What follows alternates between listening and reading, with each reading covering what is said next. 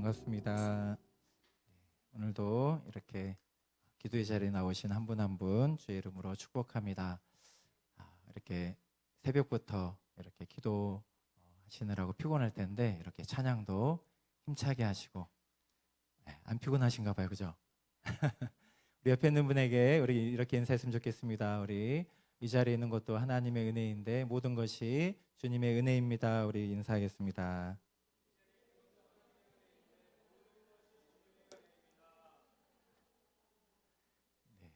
토시 하나 안 들고 따라 하시네요. 네, 정말 모든 것이 주님의 은혜인 줄 믿습니다. 제가 이번 주에 아주 오래전이죠. 저 이제 신학교 아주 오래전에 20살 때 만났던 동기들 카톡방이 오픈이 됐어요. 그래서 한 60여 명 되는데 정말 20년이 훨씬 넘었죠. 누가 이렇게 해가지고 이제 서로 보고 싶고 어떻게 지내는지 궁금해서 그런지 카톡방을 이렇게 만들어서 이렇게 들어왔는데 한 30여 명 이렇게 조금 넘게 들어왔더라고요. 그래서 이래저래서 굉장히 반갑고 또 옛날 생각도 많이 나고 사람이 정말 추억을 먹고 산다는 게 그때 그 기억들이 생각나면서 또 그때부터 지금까지 또 걸어왔던 그 시간들이 기억나면서 특별히 생각났던 게 제가 시골에서 올라와가지고 그 여의도에서 맛있는 거를 항상 많이 사주셨던 그 문화가 있었거든요. 너무 고마운 거예요. 은혜를 갚아야 되는데 하면서 이렇게 안부 나누면서 제가 이제 밥 사겠다고 이러면서 했는데 참 이렇게 참 은혜로 또 그 시간들을 보냈고 또 여기까지 하나님의 은혜로 왔구나 그런 생각이 들었습니다. 오늘도 기도하는 이 자리가 우리의 은혜의 시간이고 또 우리의 삶을 붙들어주는 귀한 또 은혜의 시간인 줄 믿습니다. 오늘 말씀 함께 보도록 하겠습니다. 오늘 본문의 말씀을 먼저 보고 제가 봉독하고 말씀 나누도록 하겠습니다. 오늘의 말씀은 제가 봉독하겠습니다. 네, 우리 로마서 14장 17절부터 18절의 말씀.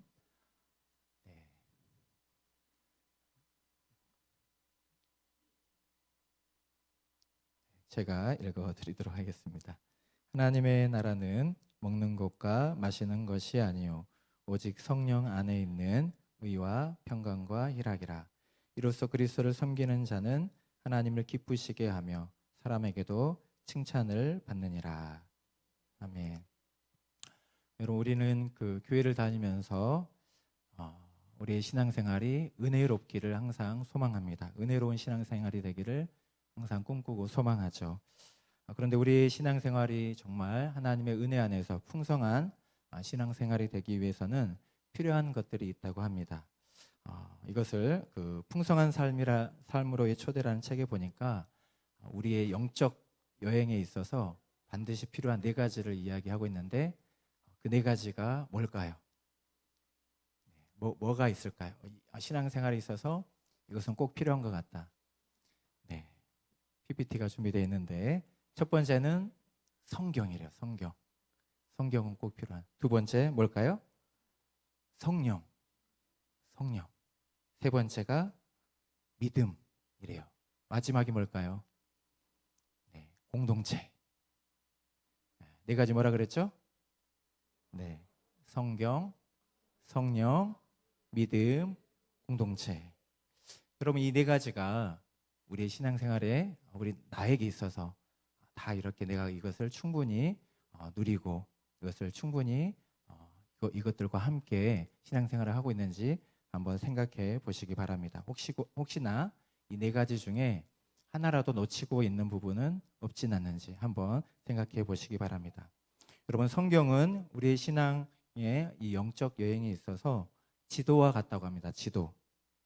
여러분, 길을 찾고 목적지를 찾기 위해서는 반드시 지도가 필요하죠. 신앙생활 할 때 반드시 이 성경이 있어야 된다는 거예요.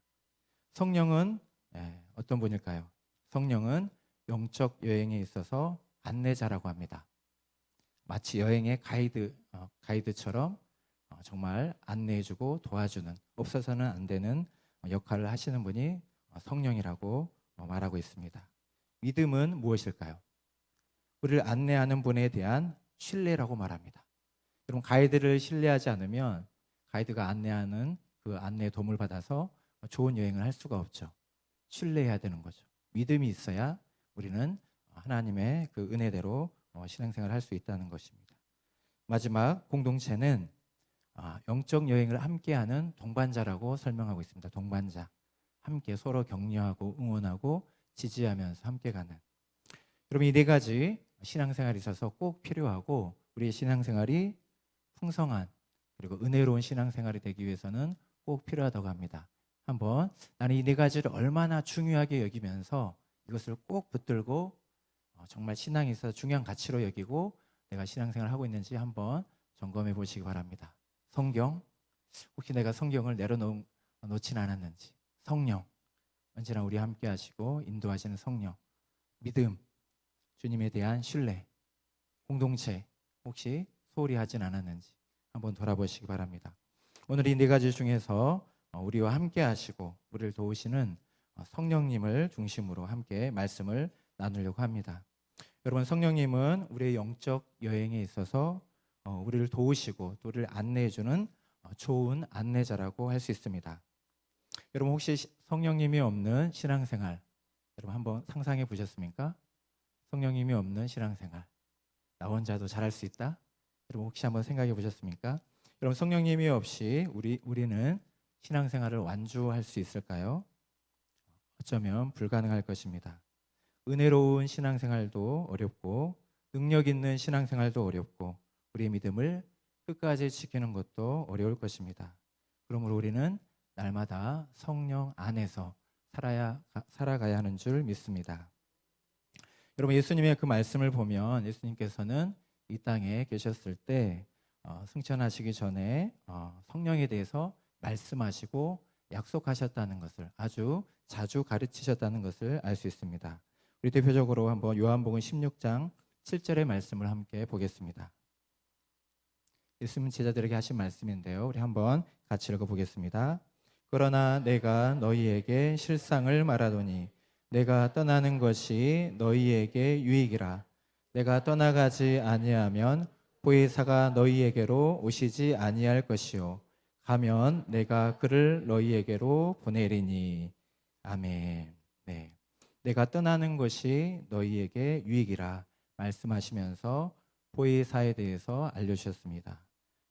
내가 그를 너희에게 보낼 것이다. 이런 보혜사는 성령님을 말하죠.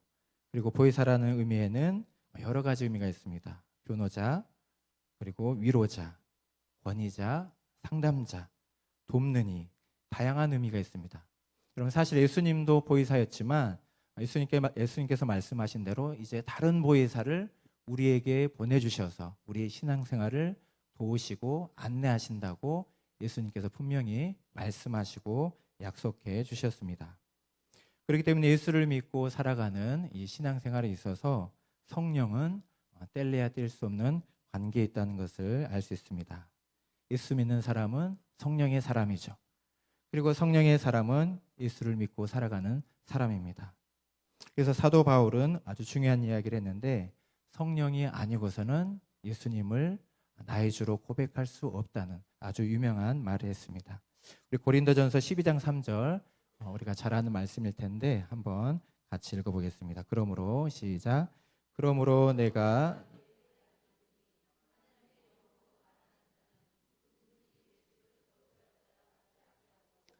또 성령으로 아니하고는 누구든지 예수를 주시라 할 수 없느니라. 아멘. 여러분, 성령님은 우리 안에서 예수 그리스도를 증거하시는 분입니다. 또한 우리로 하여금 세상 안에서 예수님을 증거하도록 인도하시고 역사하십니다. 그렇기 때문에 예수님께서는 제자들에게 성령을 약속하셨고 성령이 임하시면 너희가 권능을 받아 땅끝까지 내 증인이 될 것이다. 사도행전 1장 8절에 그렇게 말씀하셨습니다. 그리고 우리는 눈에 보이지 않는 분을 믿기 때문에 가끔은 종종 무엇인가 느껴져야 믿을 수 있다는 생각을 할 때가 있습니다. 그래서 성령님을 정말 내 안에 계시지 않나, 내 느낌과 어떤 경험으로 그것을 확인하려고 합니다. 근데 여러분 분명하게 말씀하셨습니다. 성령이 아니고서는 예수님을 믿을 수도 없고 예수님을 주로 고백할 수도 없다. 이 말은 무엇이냐면 예수님에 대한 분명한 신앙 고백이 있다면 우리 안에 누가 계신다는 말입니까? 성령이 계신다는 말씀이죠. 여러분, 그렇기 때문에 우리가 성경을 믿고 성경을 신뢰하는 것은 우리가 감정을 믿지 않고 느낌을 믿지 않고 오직 진리이신 진리되는 하나님의 말씀, 성경을 믿는 게 바로 그 이유입니다. 이 말씀대로 성령께서는 우리 안에 계셔서 예수 그리스도를 증거해 주시고 그분을 향한 믿음으로 살아갈 수 있도록 우리를 인도하신다는 것을 알 수 있습니다. 그럼 우리가 성령님과의 관계를 생각할 때 성령님께서는 우리 안에서 역사하시고 우리의 걸음을 인도하신다고 할 수 있습니다. 그리고 필요에 따라서 또 각각의 어떤 재능과 달란트에 따라서 우리에게 은사도 주시고 또 성령의 열매도 맺게 하십니다. 그런데 어떻습니까? 우리 한국교회는 성령의 열매보다 무엇을 더 강조하죠? 은사를 더 강조하는 그러한 모습들이 많이 나타납니다. 그동안에 그래왔죠. 오늘 새벽에 목사님께서도 말씀해 주신 것처럼 그래서 그 은사 중에서도 방언을 마치 최고인 것처럼 자연스럽게 그런 환경, 교회 환경 속에서 우린 그렇게 살아왔습니다. 하지만 여러분 성경을 보면 여러분 우리가 사모해야 할 은사들이 얼마나 많은지 우리에게 성경은 알려줍니다. 방언도 중요하지만 그거 못지않게 얼마나 중요하고 우리가 사모해야 할 은사들이 많은지를 알려주는 거죠. 우리 앞에 한번 말씀을 보겠습니다. 고린도전서 12장을 보면 대표적인 본문 세 가지가 있는데 고린도전서 12장을 보면 9가지 은사가 나옵니다. 네, 한번 보여주시기 바랍니다. 네, 한번 쭉 눈으로 보시기 바랍니다. 지혜의 말씀, 지식의 말씀, 믿음, 병 고치는 은사, 능력 행함, 예언, 영 분별, 방언 통역. 9가지의 고린도전서 12장에는 9가지 은사가 있다고 소개하고 있습니다. 그리고 이 방언은 이 9가지 은사 중에 하나인 것이죠. 얼마나 우리가 정말 우리에게 유익한 은사들이 얼마나 많이 있습니까? 로마서 12장에는 7가지 은사가 나옵니다. 예언, 섬기는 일, 가르치는 일, 위로, 구제, 다스리는 자, 궁율. 이거 다 은사예요. 성령께서 주시는 은사입니다. 에베소서 4장, 교회론이 가장 잘 많이 기록된 이 에베소서를 보면 5가지가 기록되어 있습니다. 한번 같이 볼까요? 사도, 선지자, 복음 전하는 자, 목사, 교사. 여러분은 어떤 은사를 제일 가지고 싶으세요? 어떤 은사가 제일 사모가 되세요? 여기 이거 보면은 물론 방언도 기도 생활을 위해서 방언도 사모하는 마음이 있겠지만 얼마나 많습니까? 저는 제가 자라온 배경을 이렇게 보면서 저는 이제 그 성결교에서 자랐거든요. 그래서 성결교 목사님의 지도를 받았기 때문에 이 방언은 굉장히 익숙한 단어입니다. 그런 환경에서 자랐고 또 그것을 사모하면서 기도도 많이 했고 또 그런 것들을 체험하면서 10대를 그렇게 보낸 것 같아요. 근데 10대에 제가 이제 목사에 대한 꿈이 있었기 때문에 10대, 20대에 저의 기도의 제목은 가장 위에 있는 것이었습니다. 지혜의 말씀과 지식의 말씀. 항상 제 기도할 때는 이런 은사를 달라고 하나님께 기도를 오랫동안 했던 것 같아요. 지혜의 말씀과 지식의 말씀. 여러분은 어떤 은사가 사모가 되십니까? 여기 보면 여러 가지 은사들이 많이 있고 또 우리들이 아는 것처럼 여기 섬기는 일, 가르치는 일, 위로, 구제, 다스리는 자, 굉장히 일상에서 우리가 섬기는 여러 가지 하는 사역들도 은사라는 것을 아세요. 성령께서 주시는 은사라고 기록하고 있습니다. 여러분 예배드리고 기도하는 것만 영적인 일이 아니라 굉장히 우리가 하는 여러 가지 다양한 일들이 우리가 은사로 한다는 것을 알 수 있는 거죠. 또 제 눈에 보이는 것은 여러분 내일 또 교사 세미나가 있잖아요. 목사와 교사. 교사 얼마나 영광스럽습니까? 예전에는 그 목사들이 교사 역할을 감당해왔기 때문에 교사를 하려면 굉장히 수준이 높았다고 합니다. 내일 교사 세미나를 통해서 우리 하늘비전교회 교사의 수준이 업되기를 바랍니다. 여러분 은사들이 굉장히 다양하죠, 그죠? 우리가 사모해야 하고 또 우리에게 유익되는 은사들이 굉장히 다양하다고 말합니다. 그러니까 여러분 우리가 한국교회가 정말 집요하게 집착하고 있는 이 방언이라는 것은 굉장히 여러 은사 가운데 하나라는 것이죠. 여러분 이렇게 말씀드린 이유는 방언이 중요하지 않다라고 여러분 말씀드리는 것이 아니라 방언처럼 중요한 은사들이 너무나 많다는 것입니다. 여러분 그렇기 때문에 우리는 각자의 하나님께서 필요에 따라서 재능과 달란트에 따라서 우리에게 은사를 주셔서 하나님의 일을 감당하게 하시는 줄 믿습니다. 여러분 이 모든 것들은 우리의 유익도 있지만 성경에서는 바로 교회를 섬기고 이웃을 섬기는 이 모든 사역들을 위해 우리에게 은사를 주신다고 말씀하고 있습니다. 우리 에베소서 4장 12절을 보면 은사에 대해서 소개하면서 은사를 주신 목적에 대해서 이렇게 말씀합니다. 에베소서 4장 12절의 말씀 함께 읽겠습니다. 이는 성도를 온전하게 하여 봉사의 일을 하게 하며 그리스도의 몸을 세우려 하심이라. 아멘. 여러분 이 말씀 안에는 우리 자신이 없어요. 성도가 있죠. 봉사의 일이 있죠. 그리스도의 몸인 교회가 있죠. 은사를 주시니요. 여러분 이러한 사역들을 통해서 우리 은사를 가지고 이러한 사역들을 통해 정말 이러한 하나님의 일들을 감당하게 하시고 교회를 세고하게 하신다는 말씀을 하고 있습니다. 여러분 우리도 하나님 주신 그 은사를 사모하고 또 우리에게 주신 그 은사를 가지고 열심히 주님의 영광을 위해 살고 또 주님의 몸된 교회를 섬길 수 있기를 바랍니다. 여러분 조금 전에 말씀드린 것처럼 우리 한국교회는 여러분 기도의 현장에서 방언을 경험하다 보니까 이렇게 방언과 같은 성령의 어떤 은사에 집중하는 그런 모습들을 보였습니다. 그러다 보니까 함께 강조되고 또 중요하게 여겨야 할 성령의 열매는 별로 이렇게 강조하지 못한 것 같습니다. 그러다 보니 하나님의 거룩한 성품에 참여하는 성숙, 이런 성화에 있어서는 굉장히 부족한 것을 보게 됩니다. 여러분 우리가 너무나 이제 너무 자주 들어서 이렇게 좀 식상해졌는데 아무 감각도 없는데 여러분 교회의 신뢰도 거의 땅바닥인 거 아시잖아요. 그만큼 우리의 이미지가 성도의 이미지, 교회의 이미지가 세상에서는 굉장히 좋은 평가를 받고 있지 못하고 있습니다. 여러분 우리가 하나님의 거룩한 성품을 닮아서 우리의 삶이 변화되고 여러분 하나님을 사랑하고 이웃을 사랑하는 그 온전한 삶으로 나간다면 여러분 교회의 영광도 회복되고 또 우리의 삶도 하나님 앞에 영광이 될 줄 믿습니다. 여러분 그렇기 때문에 우리는 은사도 사모해야 하지만 성령의 열매를 사모하면서 균형 있는 신앙생활을 해야 할 줄 믿습니다.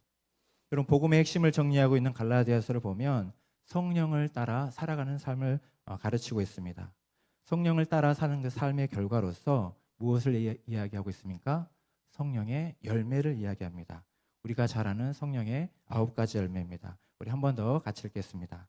오직 성령의 열매는 사랑과 희락과 화평과 오래 참음과 자비와 양성과 충성과 온유와 절제니 이 같은 것을 금지할 법이 없느니라. 아멘. 여러분 성령의 열매를 이야기하고 있습니다. 이런 성령의 열매를 맺은 성도들의 삶은 여러분 좋은 향기가 나타날 수밖에 없습니다. 그 향기는 무슨 향기일까요? 예수님의 향기죠. 그리스도의 향기죠. 성품의 변화가 있어야 그리스도의 향기가 나타나는 것입니다. 여러분 요즘에 이제 꽃이 많이 폈잖아요. 보는 것도 기쁘지만 그 꽃향기를 맡으면 얼마나 기분이 좋고 행복합니까? 여러분 우리가 하나님을 믿고 있고 또 우리 안에 성령을 모시고 살아가는 너무나 놀라운 삶을 살아가고 있는데 여러분 우리의 삶에 어떤 향기가 나타나는지 돌아봐야 할 줄 믿습니다. 저와 여러분의 모든 삶 속에서 그리스도의 향기가 나타날 수 있기를 주의 이름으로 축복합니다.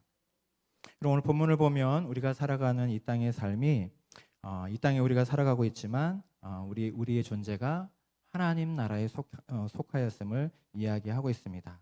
우리가 많이 듣고 아는 것처럼 우리가 하나님 나라의 백성이고 시민이라고 말씀하고 있습니다.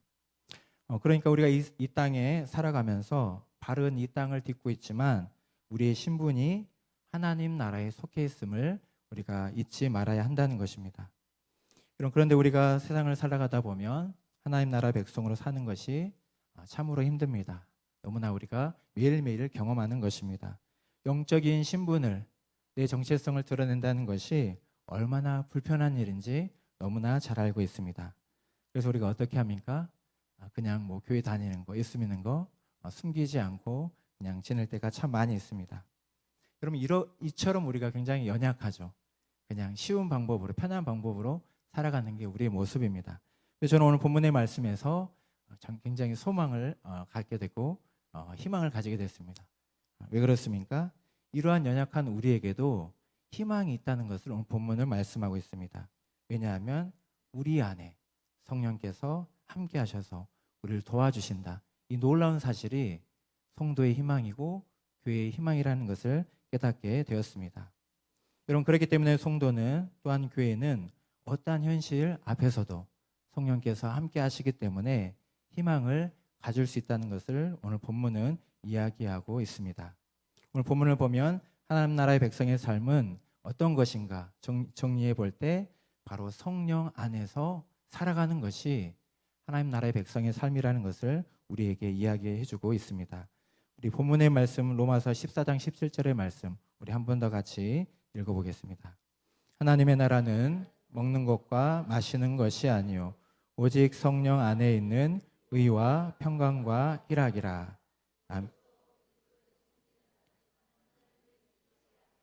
사람에게도 칭찬을 받느니라. 아멘. 하나님의 나라, 하나님 나라의 삶이 어떠한 것인지를 이야기하고 있습니다. 오직 성령 안에서 살아가는 것, 그것이 하나님 나라 백성의 삶이다. 우리에게 지금 말씀해 주고 있는 것입니다. 굉장히 은혜로운 본문인데요. 오늘 말씀을 보면 좀 불편한 부분이 있습니다. 어떤 부분입니까? 하나님 나라는 그런데 먹는 것과 마시는 것이 아니요. 안 불편합니까? 먹는 것과 왠지 잘 먹고 잘 지내면 안 될 것 같은 그런 느낌이 안 드나요? 굉장히 불편한 말씀입니다. 먹는 것과 마시는 것, 먹고 사는 문제를 굉장히 이렇게 별로 중요하지 않는 것처럼 우리에게 말하는 것 같습니다. 여러분, 그런데 여러분, 먹고 사는 문제가 얼마나 중요합니까? 그죠? 굉장히 중요하죠. 우리 의식주 우리 이것만 이야기해도 가장 우리가 살아가는데 기본적인 것입니다. 여러분, 유명한 심리학자 메슬로우라는 분이 인간의 욕구에 대해서 피라미드형으로 그렇게 정리를 했는데 가장 아래에 있는 모든 인간이 기본적으로 추구하는 부분이 바로 이런 먹는 문제, 육체적인 문제, 누구나 다 기본적인 그런 욕구를 가지고 있다고 그렇게 이야기를 하고 있습니다. 그런데 누구나 다 추구하는 이러한 것들을 여러분 신경 쓰고 그것에 마음을 둔다고 여러분 그것을 부정적으로 말할 수 있을까요? 오늘 본문은 그런 생각들을 하게 합니다. 오늘 본문의 하나님의 나라는 먹는 것과 마시는 것이 아니다. 이 말씀을 묵상해 보면 이것을 이해하기 위해서는 우리가 로마서 14장의 전체 내용과 함께 이해를 해야 합니다. 로마서 14장을 잠깐 설명드리면 음식 문제를 이야기를 하고 있습니다. 음식 문제. 당시 로마 여러분 황제 숭배 많이 들어보셨죠? 로마 시대에 황제 숭배, 우상 숭배 이런 그런 것들 굉장히 많았기 때문에 신전도 많았고 그리고 우상 숭배가 많았기 때문에 시장에 파는 음식 가운데 제사에 사용된 음식이 굉장히 많았습니다. 그러다 보니까 그러한 것들을 먹는 부분에 있어서 먹으면 된다 안 된다부터 시작해서 다투기도 하고 어떤 믿음이 약한 사람은 시험에 들기도 하고 그런 일들이 있었던 것이죠. 그래서 오늘 본문 14장 15절에서 보면 사도 바울이 이런 말도 하죠. 음식으로 형제가 근심하게 되는 이러한 이야기들을 하면서 우리에게는 먹을 자유도 있고 권리도 있지만 형제를 위해서는 먹지 않을 수도 있어야 된다는 그러한 이야기를 하고 있습니다. 그러니까 하나님 나라의 삶의 방식은 세상과 다르다는 이야기를 하고 있는 거죠. 세상 사람들은 자기가 하고 싶은 거, 자기가 먼저이지만 하나님 나라의 삶의 방식은 그것이 아니다. 우리에게 가르쳐주고 있는 것입니다. 여러분, 하나님 나라에서는 나보다 하나님을 위해서 또 때로는 나보다 다른 사람을 위해서 살아갈 수 있어야 하는 것이 하나님의 나라입니다. 그럼 이것이 어떻게 가능할까요? 그리고 또 왜 그렇게 살아야 되느냐? 이렇게 말하시는 분도 있을 것입니다. 내가 먼저지, 내가 중요하지, 무슨 다른 사람이냐 이렇게 말씀하시는 분도 있을 겁니다. 근데 성경은 하나님 나라의 삶의 방식은 계속해서 이 본문을 통해 세상과 다르다는 그 이야기를 하고 있습니다. 여러분, 우리의 본성만 생각해봐도 어떻게 그것이 가능할까요? 어떤 부분을 결정해야 될 때 내가 먼저인 거지 남을 위해 양보하고 포기하는 이런 부분들이 결코 쉽지 않다는 것을 너무나 잘 알고 있습니다. 그런데 이것을 가능하게 하시는 분이 바로 성령님이라는 분입니다. 우리 안에 계신 성령께서 바로 그것을 가능하게 하신다. 성령님의 반전이라 할 수 있는 거죠. 성령님께서는 우리 안에 역사하심을 통해서 이 모든 것, 우리의 본능적으로, 우리 인간적으로는 할 수 없는 모든 것들을 하나님의 영광을 위하여 그렇게 살아갈 수 있도록 인도하시고 도우시고 역사해 주십니다. 그래서 우리가 누릴 수 있는 자유, 권리들을 때로는 포기하면서 하나님을 위해 쓰게 하고 다른 사람을 위해서, 이웃을 위해 사용하도록 성령께서 우리 안에 역사해 주신다는 것입니다. 여러분, 이처럼 우리가 이 말씀을 통해 성령께서는 우리의 삶을 어떤 방향으로 인도하시는지를 여러분 꼭 기억해야 합니다. 분명한 사실은 성령님은 세상과 다른 방식으로 우리를 인도하신다. 세상 사람들은 자기가 먼저이지만, 자기가 왕이지만, 자기가 우선순위이지만 하나님 나라에서는 그렇지 않다는 것이죠. 성령께서는 하나님 나라의 방식대로 하나님을 먼저 생각하고 이웃을 생각하며 살아갈 수 있도록 우리 가운데 역사하신다고 말씀하고 있습니다. 어떻게 이것을 가능하게 하실까요? 성령의 임재를 통해 가능하죠.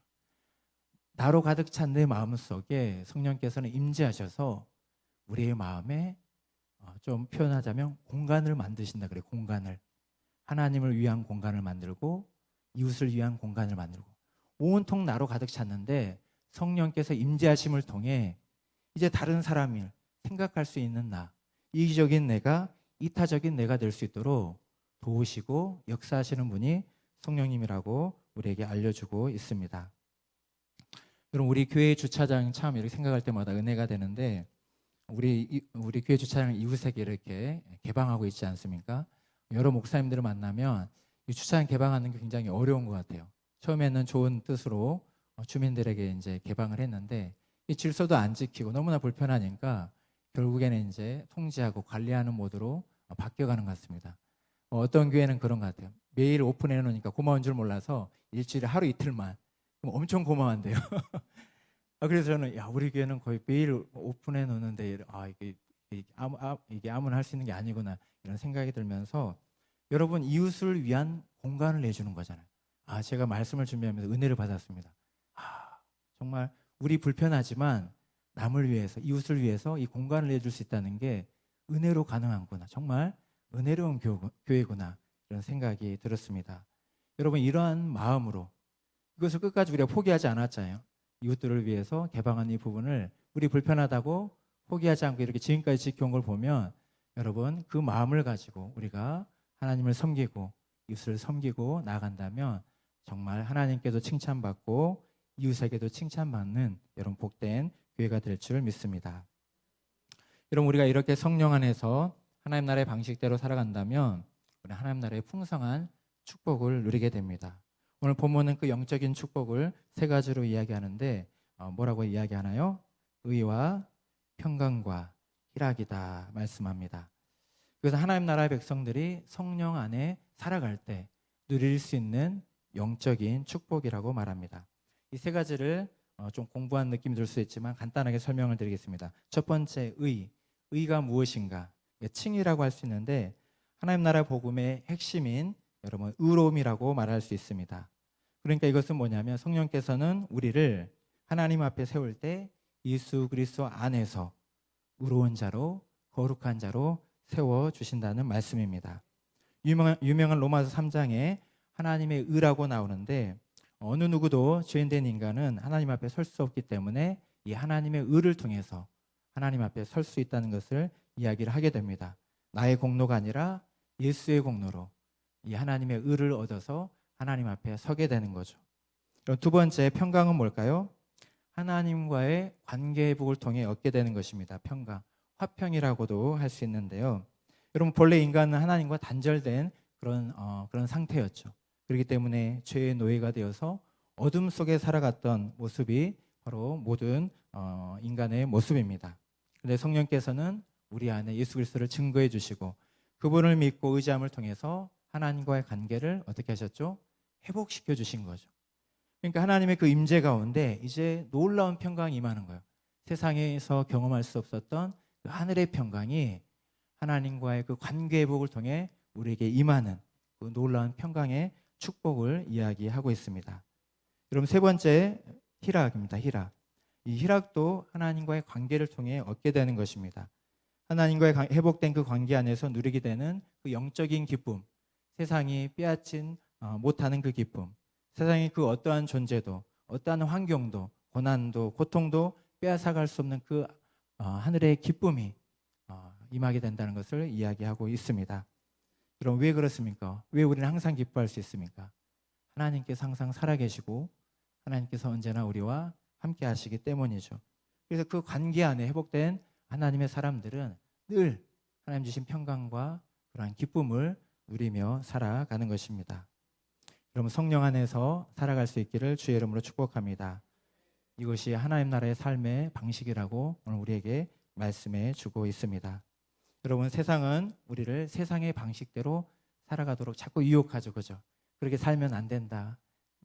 누구 말대로 멍충아 이러면서 그렇게 살면 안 된다. 손해본다 이러면서 뒤떨어진다. 그런데 하나님께서는 우리를 성령을 통해 하나님 나라의 방식으로 살아가도록 인도하시는 줄 믿습니다. 우리가 그 인도하심, 성령의 감동과 그 인도하심에 순종하며 나아갈 때 여러분 정말 하나님만이 주실 수 있는 그 평안과 기쁨이 우리의 삶에 넘치게 될 줄 믿습니다. 우리 말씀을 준비하면서 제가 평소에 좋아하는 시 한 편이 생각났어요. 이 평온한 날의 기도라고, 박목월 시인의 평온한 날의 기도라고, 가끔 하나님 주신 그 평강이 제 마음에 느껴질 때면 이 시가 제 책상에 이렇게 붙여놨거든요. 그래서 가끔씩 하나님 이게 평안을 주셔서 감사합니다, 그런 기도가 나올 때면 이 시를 한 번씩 제가 읽는데 오늘 일부분만 한번 읽어드리도록 하겠습니다. 평온한 날의 기도. 아무런 근심도 걱정도 없이 평온한 날은 평온한 마음으로 주님을 생각하게 하십시오. 양지 바른 창가에 앉아 인간도 한 포기에 화초로화하는 이 구김살 없이 행복한 시간. 주여, 이런 시간 속에서도 당신은 함께 하시고 그 자유로우심과 미소 지으심으로 우리를 충만하게 해주시는 그 은총을 깨닫게 하여 주십시오. 그리하여 평온한 날은 평온한 마음으로 당신의 이름을 부르게 하시고 강물같이 충만한 마음으로 주님을 생각하게 하십시오. 마지막 부분 너무나 좋지 않습니까? 그리하여 평온한 날은 평온한 마음으로 당신의 이름을 부르게 하시고 강물같이 충만한 마음으로 주님을 생각하게 하십시오. 여러분, 하나님 주시는 평강과 놀라운 기쁨이 우리 안에 있어서 정말 세상과 비교하지 않고 또 세상을 부러워하지 않고 하나님 주신 그 놀라운 은혜와 축복 가운데서 날마다 믿음으로 살아가는 복된 저와 여러분의 삶이 되기를 주의 이름으로 축복합니다. 함께 찬양으로 우리 하나님 앞에 나가기를 원합니다. 은혜로다. 우리 함께 찬양하면서 지금도 계속해서 우리 가운데 함께 하시고 역사하시는 주님을 기억하면서 우리 안에 역사하시는 그 성령님을 의지하면서 함께 찬양했습니다.